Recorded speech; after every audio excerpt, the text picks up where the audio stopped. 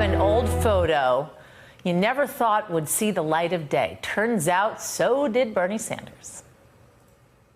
I like Coca-Cola. Oh, Coca-Cola. All right, but who knows about cocaine? Anyone ever seen cocaine? Yes. Well, let me start off by saying it's an interesting hairdo. Thank you. And your name is? Kelly. And this woman wields a major weapon. Show the audience this knife of yours. Now, we won't arrest you. It's okay. Bernie, have you ever been on a horse before? Yes. All right. Does it look like I have not been? What are we doing here? Just the hair. So that was a cable access TV show called Bernie Speaks with the Community, the show Sanders created back in the 80s when he was mayor of Burlington, Vermont. These tapes they were unearthed after 30 years by Politico, shedding light on Bernie Sanders' early attempt to bypass mainstream media. With me now is Holly Otterbein, the Politico reporter who discovered this long-lost TV show. Holly, good to talk to you this evening. We have been anticipating this segment for quite some time because the footage is just so fantastic. How did you come across this in the first place? I had heard from a lot of different people that he had this cable access show, and there were actually some episodes available online. But then I reached out to the channel, which is still in existence today, and asked them how we could get our hands on the rest of the copies, and we actually got them digitized, and now they're all available online. So you're welcome. We want to take a look at some more of the footage. So let's watch that.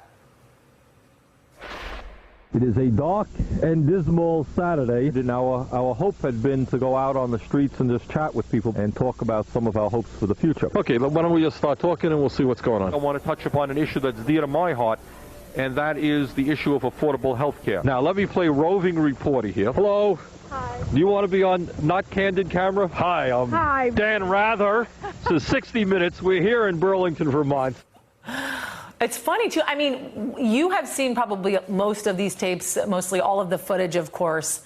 You know Bernie Sanders now on the campaign trail, Bernie Sanders back in 2016 on the campaign trail.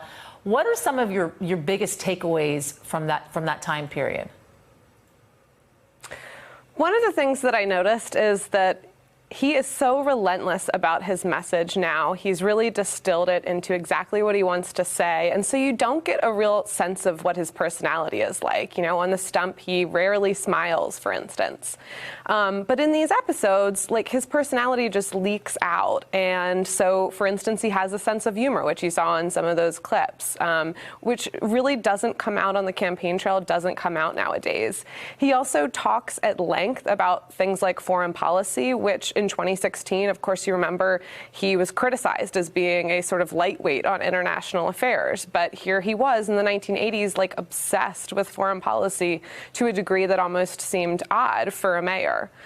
So he's also good with kids. He's good with older people. So it just showed me a little bit more of who he was. I think that's something that a lot of people aren't able to see nowadays. Yeah, it's interesting. One of the things I noticed just in seeing some of those clips is that his personality does really seem to come through, but you don't necessarily see that when you see the Bernie Sanders now on the campaign trail. So I think it's definitely an accurate assessment on your part. How do you think Sanders' relationship with the media has changed? I think that it's actually been pretty steady over the years. He has, for a long time, which you see in the 1980s clips from the show, has had an analysis of media that basically corporate control, corporate ownership warps the media.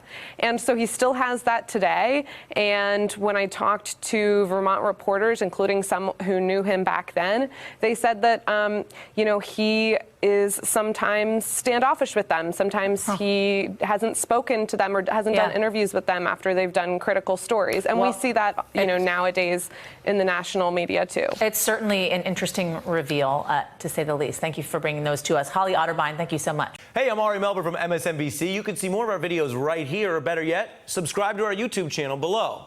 You could have been anywhere in the world, but you're here with us, and we appreciate that.